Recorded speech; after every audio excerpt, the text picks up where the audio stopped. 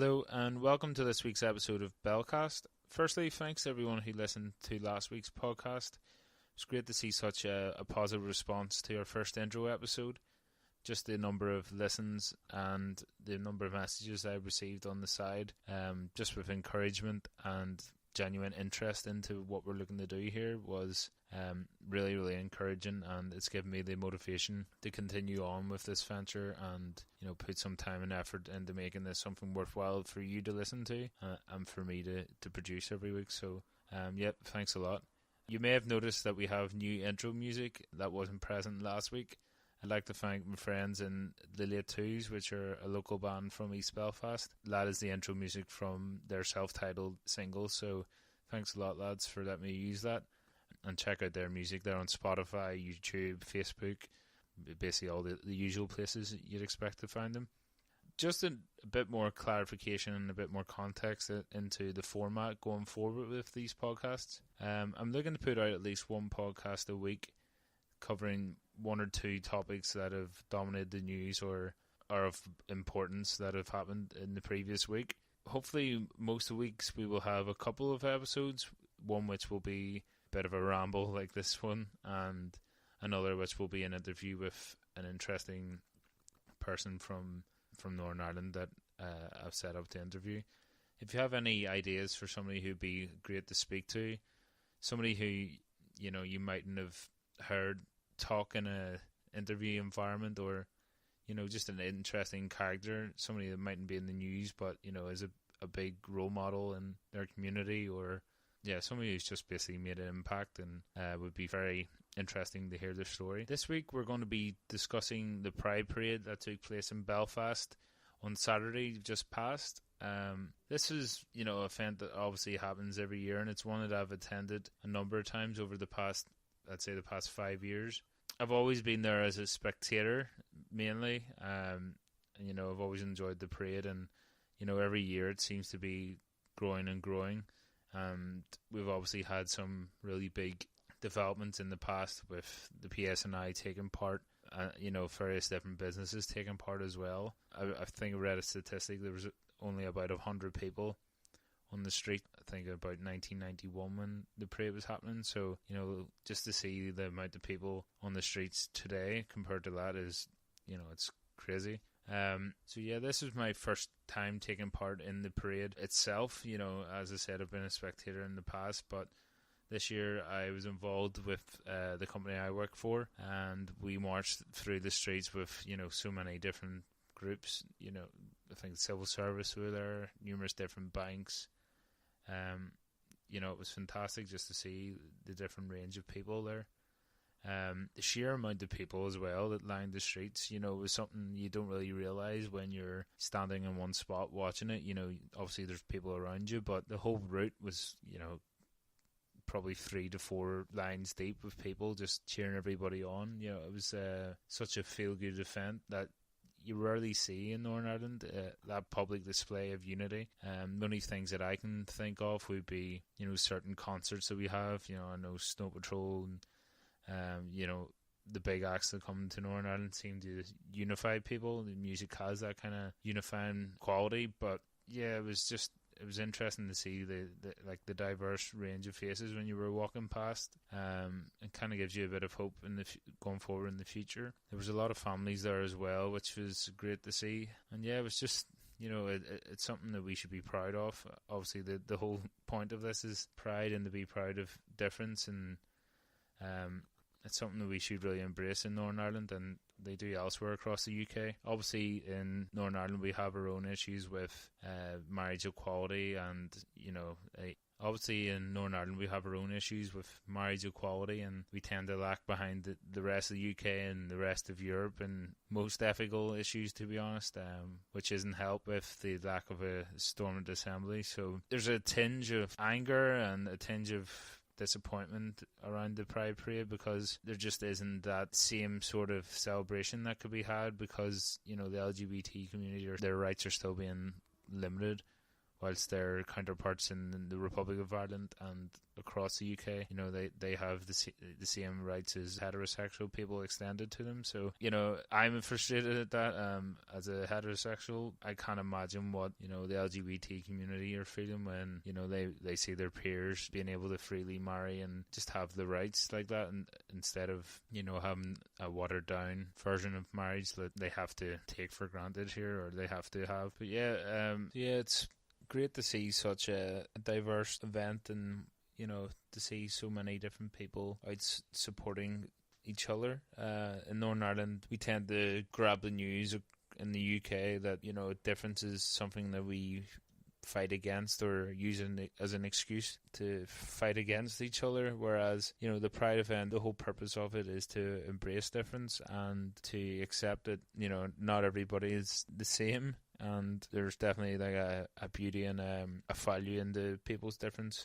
So I think there is a lot of lessons there that can be taken in a wider Northern Ireland sense, especially with the the amount of tribalism that we have here and just unneeded aggression between different communities. So I really, really enjoyed taking part in the Pride Parade, and it's just such an encouraging event, and I would definitely encourage anybody who hasn't been before to come along to the next one. And if your business or if your company that you work for is taking part, definitely do get involved. Obviously with Pride and public events of that nature, you always get the minority of people who will complain and basically have issues with it. Social media can be fantastic at times for getting a positive word out there and having valuable discussions, but over the past 2 days, just the sheer amount of comments that I've seen on Twitter and Facebook trying to paint Pride event in a negative light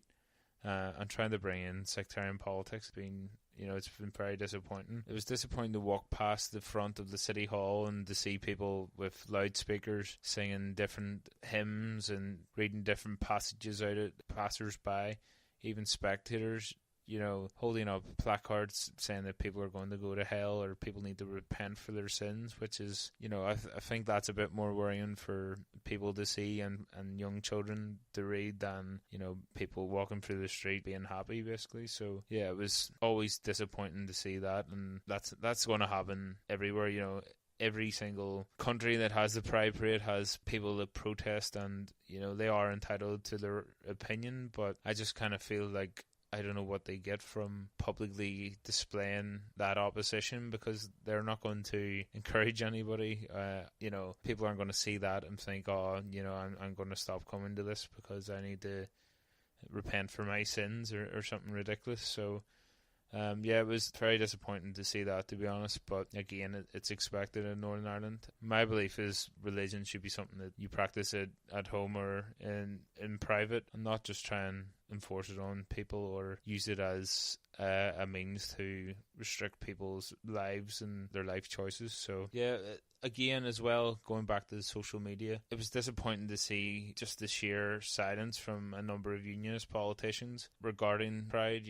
Silence can say a lot more than words sometimes, and I think this is the case this time as well. Obviously, we're not expecting parties like the DUP to come out with pro-gay Pride, posters and tweets, but just looking on Twitter, there was a guy, Chris Nixon, who had a look at the Twitter list of 111 DUP representatives and staff, and not one of them made a reference to Pride. And I'm sure a lot of people in their constituencies are from the LGBT community, and surely you can't feel fully represented by a party that fails to recognise your right to be who you are. But I do think things will change going forward. But obviously in Northern Ireland, the longer we don't have a storming executive, the more frustrated people are getting, and it's a bit difficult to try and stay focused and to stay positive when we just don't have a functioning government. Disappointing as well, and to see people like Stephen Agnew, who stepped down last week as leader of the Green Party just because he's completely disillusioned with how things are turning out. And you know it's bad when people who are that positive and, you know, are fantastic representatives like Stephen Agnew, when they're stepping aside because they've had enough. It just shows you the state of affairs in Northern Ireland. But yeah, also things I've seen on social media that have kind of frustrated me over the past week would be a number of people are trying to say that the Pride Parade was hijacked by one party or the other, and you know, I just see that as people trying to forward their own political views and to try and make up for the fact that the party that they voted for and the party that they believe represents them weren't at the Pride Parade, and as a result they feel some need to play down the Pride Parade or try and tarnish it by linking it to one party or the other. For example, I've seen a number of people refer to Sinn Féin hijacking the Pride Parade, which just simply wasn't the case. I might have seen one or two Sinn Féin placards, but that was in the Sinn Féin delegation, and you know, they were LGBT related. It wasn't, you know, Sinn Féin propaganda or anything of that nature.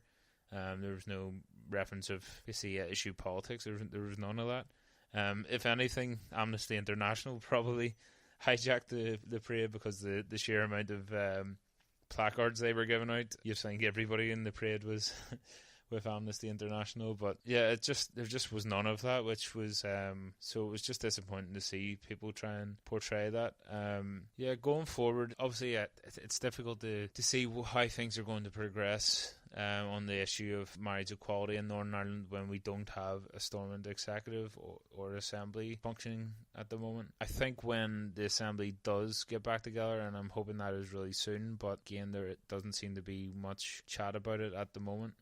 I think when it does get back together and there is the occasion where marriage equality is brought up in Stormont to a vote, I think that the DUP will still vote against it, which is unfortunate. But again, you know, they have that view, but I don't think they will use the petition concern to block it if there is, for example, a majority of people in the assembly that votes for marriage equality. That's just my take on it, and that's just a prediction I have that how things will pan out. I just think that, you know, seeing Arlene Foster at the Pink News event in Stormont, which I was also at, it just seems like the DUP are preparing to nearly like an exit plan from, you know, the very, very staunch anti-marriage equality platform that they've had. So yeah, I think it will be interesting when the Stormont Assembly does get back. There's been a number of debates over the past year, and it's crazy that it's been over a year since we've had our election and we still don't have a functioning government. But there's been a number of people suggesting that we cut the pay of MLAs and things like that. I don't know where I stand on that one, to be honest, because, you know, there's a lot of MLAs who are still continuing to do valuable work, you know, helping out constituents with things and just showing that they are doing work. Obviously, it's not all MLA or all parties' faults that Stormont isn't back together, so it's a bit of a difficult one, to be honest. I just think we need an independent kind of mediator, which has been the case previously. You know, we've had Haas that came over, and we've had George Mitchell, obviously, in the Good Friday Agreement, things like that. It just takes that person who doesn't have a vested interest in either side, or, you know, somebody that's not got their own interest to fulfill. I think it's just important to get somebody like that over. So I don't know whether that's going to be the case going forward, or I don't know whether that's something that is being considered. But yeah, we just need someone to come out and to come over and help us, to be honest. And it's sad that is the case. You know, Northern Ireland seems to be the home of talks. You know, we have talks about talks, and those talks fail, and we have talks about those talks. And, you know, the amount of agreements that we have had in the previous 15 years, you say, has been crazy. And the sad thing is, without the Stormont executive, it's not just, you know, things like marriage equality that are suffering, but, you know, our hospitals are suffering. There's numerous different decisions that basically aren't just being made. The thing that's also a bit worrying about the current setup of our government, or the lack of a government, is that a small number of civil servants are making a lot of important decisions that, to be honest, they shouldn't be making, but we just don't have the government there, the executive there, to make those decisions. You know, I'm surprised there hasn't been a lot of outcry about that fact, these people are unelected officials that are having to make these decisions because there just isn't anybody else to. So yeah, I'd like to see more discussed about that. And I know there's a big event that's being planned for the end of the month. It's going to be going on across Northern Ireland just to show or discuss the lack of a government. And I know when the election happened last year, despite obviously the same main parties getting the majority of the vote, I still felt optimistic. I still felt like there was a lot of hope there, and a lot of potential to actually put aside a lot of these issues and